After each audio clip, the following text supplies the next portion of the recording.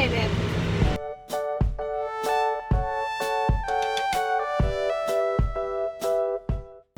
Hi everyone, I'm April and this is my 1966 Chevy C10. Today we're going to be replacing the weather stripping. So one of the things we want to point out is the weather strip shrinks over time, so you end up with these gaps, which is one of the reasons to replace it. And you'll see when we do put the new one back on that we'll cut it a little longer just for that reason.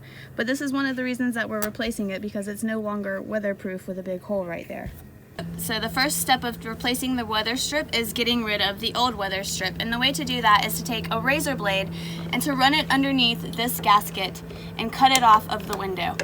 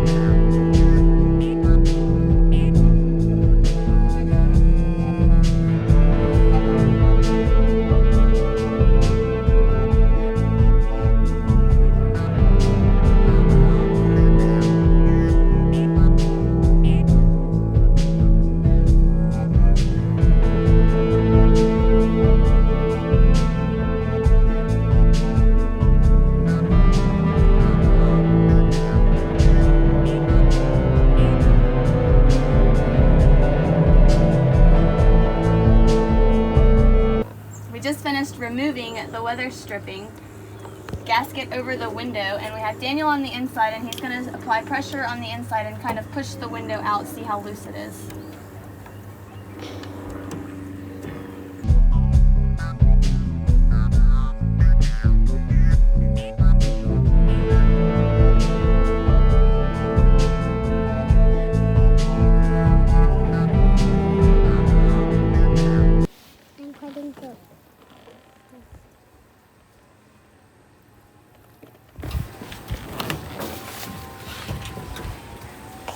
Get a little closer, okay? Okay, video this part. Yes, dear, thank you. I got the Get whole. over here. I'm trying to cut the right end. Mama, I got the whole window in it. All right, so you're gonna put your smaller slit of the three on the pinch weld. Can't get that right. So when you're starting to put your weather strip on, you want to make sure to start your seam in the center on the bottom.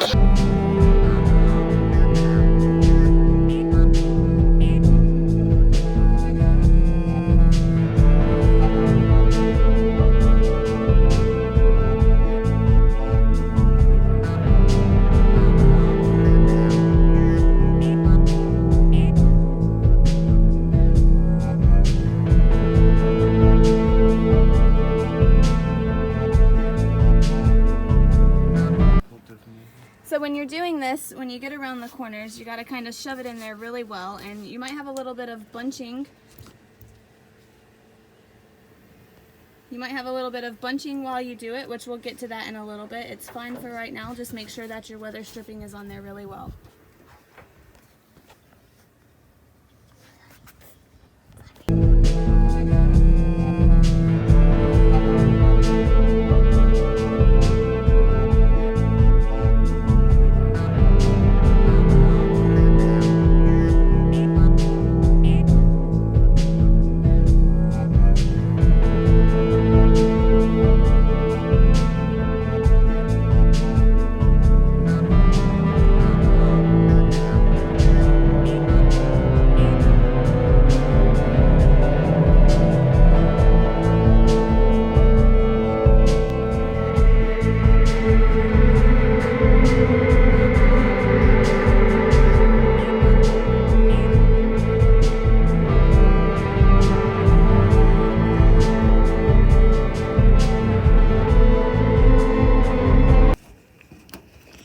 want to tape the corners so we don't have to worry about those popping out.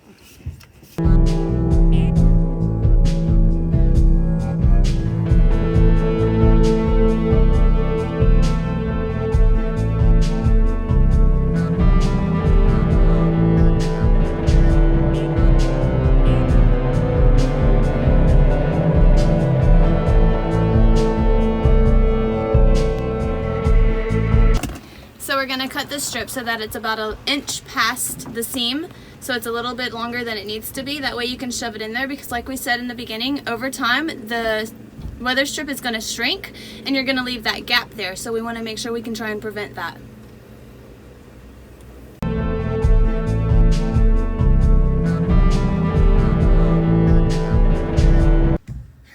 And then you're gonna meet the seams together and kind of work your way backwards so you can shove it upon itself.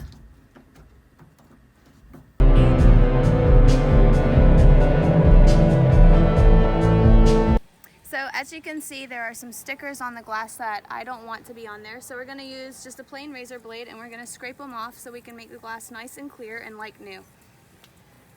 You just kind of scrape under the sticker, peeling it back a little as you go.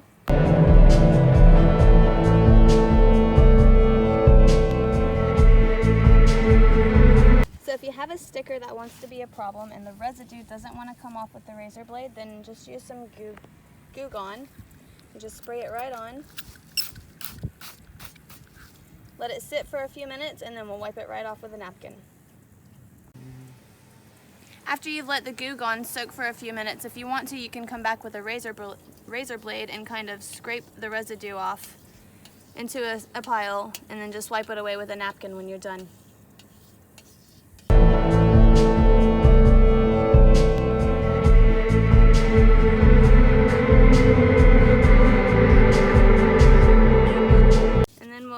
Window up with some window cleaner and get it nice and shiny, and then we'll get it put in. Alright, so we have our weather stripping in, we have our glass stripped of its stickers and all the old gunk, and we've got it clean. So now we're going to install the glass. The first thing you want to do is get it into this bottom lip right here and get it seated, and then we'll work our way around the corners and we'll pull the tape out as we go, and then we'll work our way around to the top.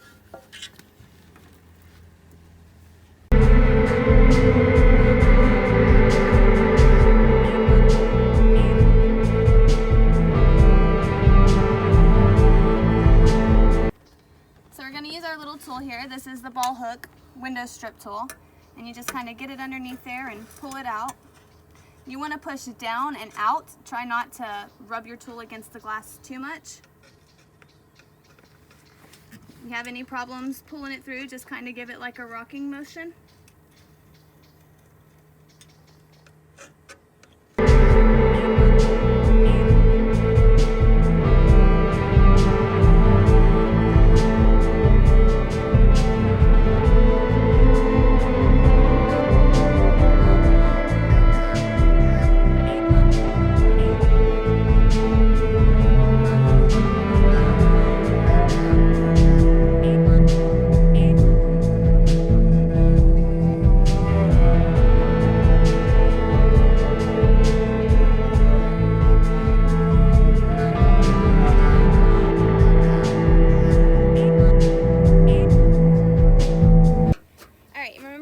Push on it too hard even though the glass is in there, because it's not set yet and it's still a little bit loose. So if you push too hard, you can end up pushing it inside into the cab.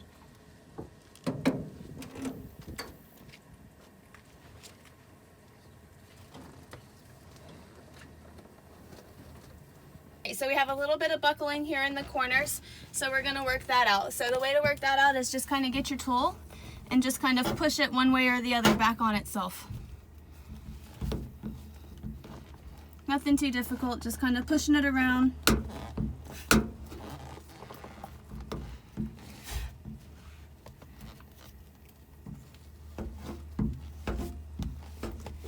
Kind of getting it all where it needs to be.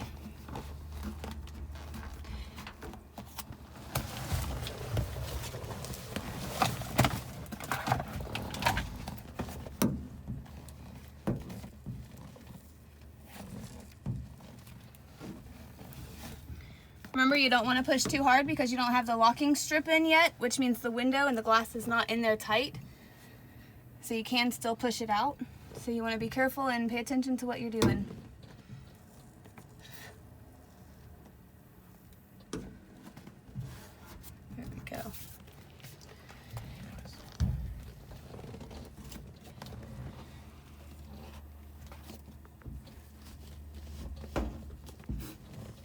And of course, everything's going to get a little tighter once we get that locking strip on and the outside.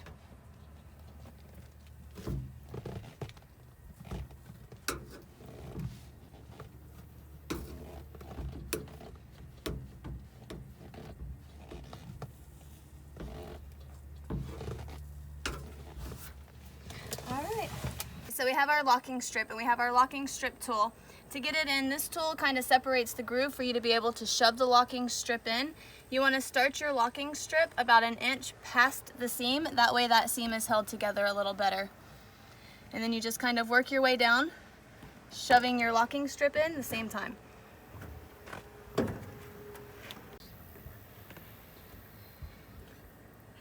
we're going to slowly work our way around, just kind of rocking that throughout there.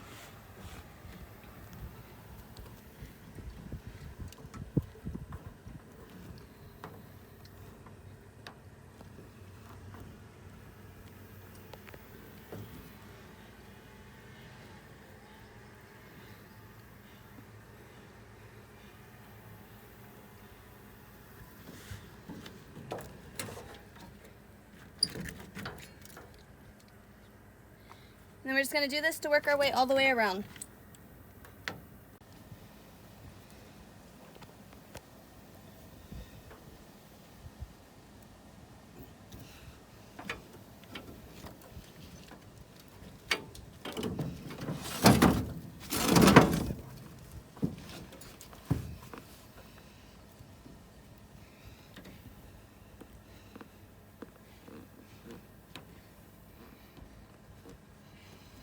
So if you don't get the strip all the way in, like right here in some spots, that's fine. We'll come back at the end and we'll use our ball hook tool to just kind of work it in just like we did the window.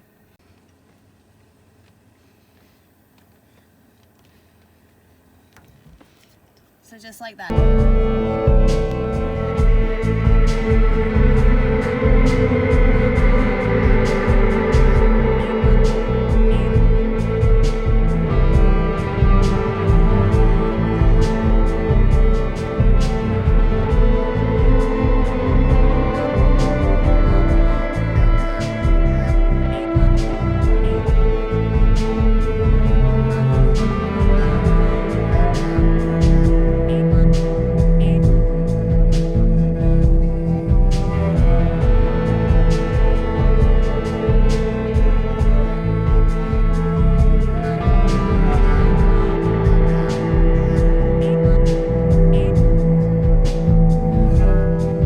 So we're now at the end.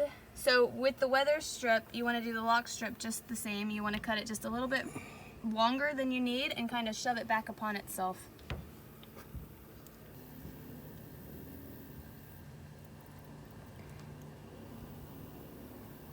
You want to make sure it's about 3/4 of an inch to 1 inch longer than what you need it to be, because just like the weather strip, it's going to stretch over, or I'm sorry, it's going to shrink over time and you're going to end up with a gap.